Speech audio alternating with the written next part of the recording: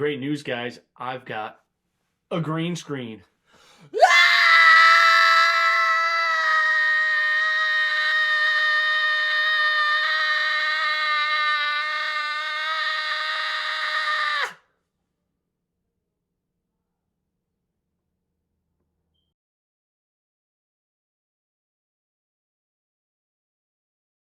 Where the hell am I? Hell is exactly where you are. Why are you in hell? Why am I in hell? I was just making a video about my new green screen and I suddenly wound up here. As the most badass progressive metal keyboard player, I've been crowned the ruler of hell. Okay, but why am I here? Because you can do this.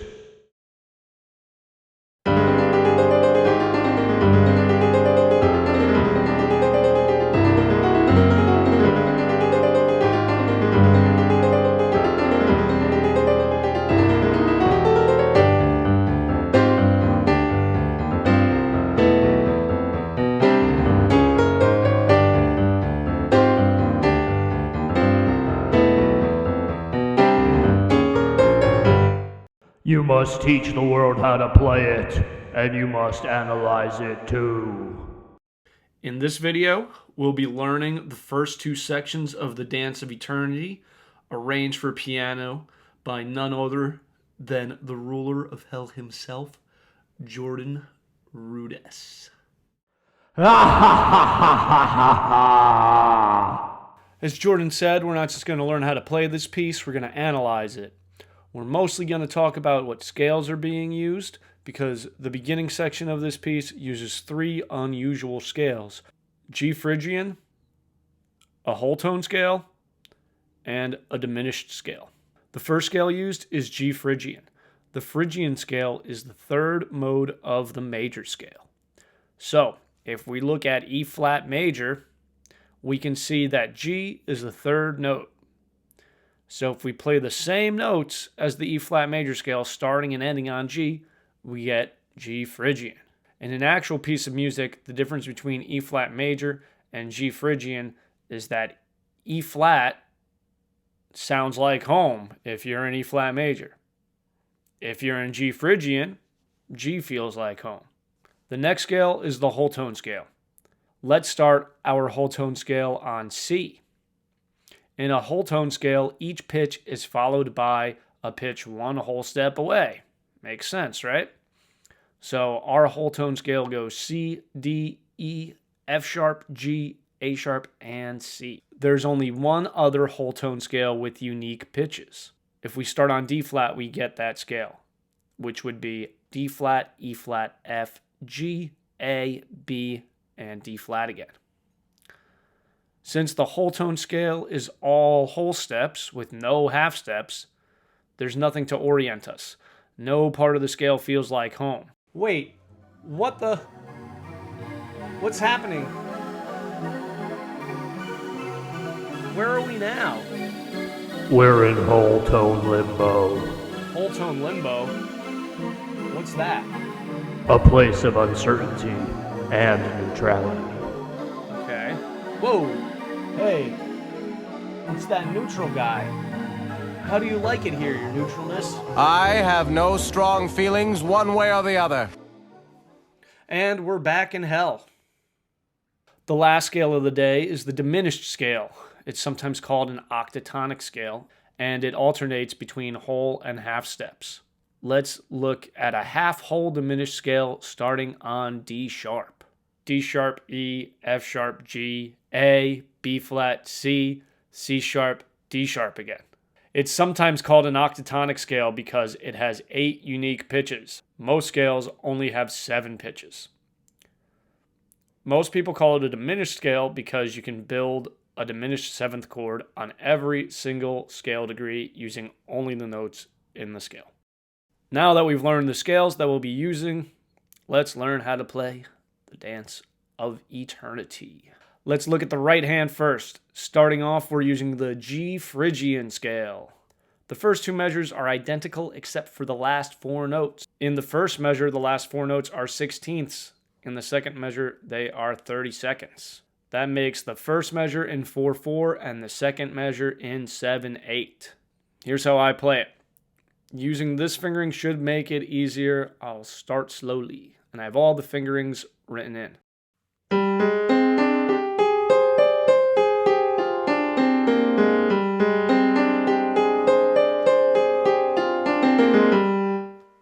Let's do the left hand. The left hand is simple, but it's important that we get the correct rhythm. 1 and 2 and 3 and 4 and 1, 2, 3, 4, 5, 6, 7. 1 and 2 and 3 and 4 and 1, 2, 3, 4, 5, 6, 7. A lot of the groove is created by the left hand since the right hand is mostly just playing 16th notes. The left hand also helps to establish that we're in G Phrygian and not E flat major or C minor. We start with octave Gs, briefly move up a half step to A flat, and then we go back down to G. When I play just the first measure going into the second, you can hear how that establishes the key center as G. Let's see those first two measures again with both hands.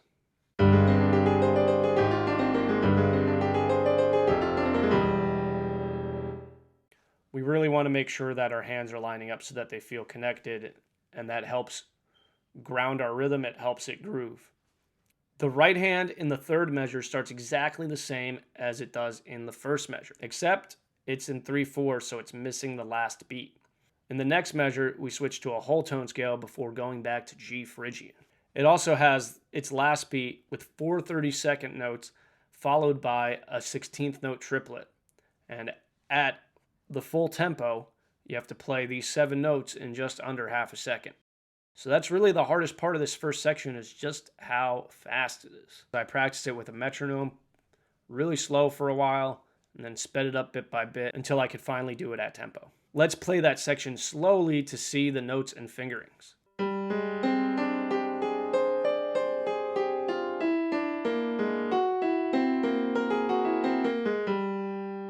Let's hear that again a little faster. All right, let's do the left hand. 1 and 2 and 3 and 1 and 2 and 3 and 1. What's up with this E natural here in the left hand? In this measure, the right hand's still playing the notes of G Phrygian, but E is not part of that scale. This E works because we've already established half step motion in the left hand. We have the G that goes up to A flat and then back down. So moving a half step from F to E sounds natural. We're also preparing to move to the whole tone scale in the next measure, which that E is a part of. Another thing that you might notice is that G, A flat, F, and E are all part of the same diminished scale. The C and F sharp in the next measure are part of a whole tone scale, and the F sharp leads us back to G in the next measure, bringing us back to G Phrygian. Let's hear that with both hands.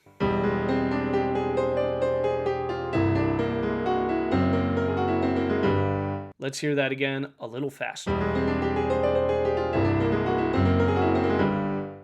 The next 3 measures are the same as the first 3.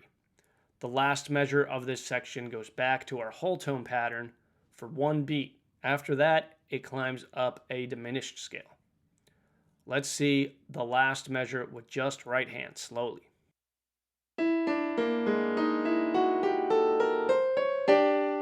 Let's hear that one more time a little faster. Let's hear this last measure with just the left hand. 1 and 2 and 3 and 1. Let's see those last 4 measures with both hands.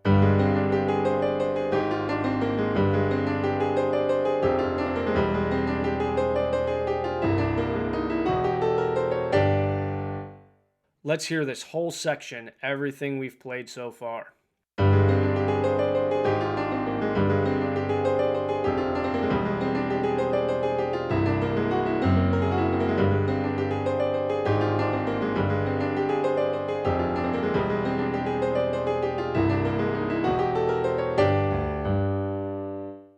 This diminished scale leads us into the next section, which brings us back to G Phrygian.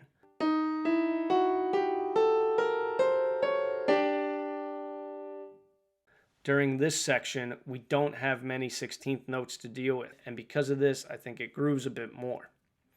The tempo stays the same. The chords here are not regular triads or seventh chords. They aren't built on thirds, right? These chords are comprised of fourths and fifths and seconds. You could think of many of them as sus chords. We also have this G5 chord at the beginning, which guitarists might call a G power chord. I didn't write in many fingerings for the right hand here because I think they're pretty self-explanatory, but I included them where I thought they were more important. Let's see that right hand. 1 and 2 and 3 and 4 and 1, 2, 3, 4, 5, 6, 7, 1 and 2 and 3 and 1, 2, 3, 4, 5, 6, 7, 1 and 2 and 3 and 4 and 1, 2, 3, 4, 5, 6, 7, 1 and 2 and 3 and 1, 2, 3, 4, 5, 6, 7. The left hand is more complicated as far as fingering. The left hand has a lot more motion going on. So I wrote in all the fingerings. I don't think you have to use this exact same fingering. There's other ways to finger it that work. I don't know exactly what kind of fingering Jordan does. However, Jordan is classically trained and he still does a lot of very classical things. And this fingering is a little bit more based on classical ideas around fingering technique. Let's play the left hand slowly. 1 and 2 and 3 and 4 and 1, 2, 3, 4, 5, 6, 7, 1 and 2 and 3 and 1, 2, 3, 4, 5, 6, 7, 1 and 2 and 3 and 4 and 1, 2, 3, 4, 5, 6, 7, 1 and 2 and 3 and 1, 2, 3, 4, 5, 6, 7. Let's see both hands together. 1, 2 and 3 and 4 and 1, 2, 3, 4, 5, 6, 7, 1 and 2 and 3 and 1, 2, 3, 4, 5, 6, 7, 1 and 2 and 3 and 4 and 1, 2, 3, 4, 5, 6, 7, 1 and 2 and 3 and 1, 2, 3, 4, 5, 6, 7, 1. Let's hear that one more time, a little faster.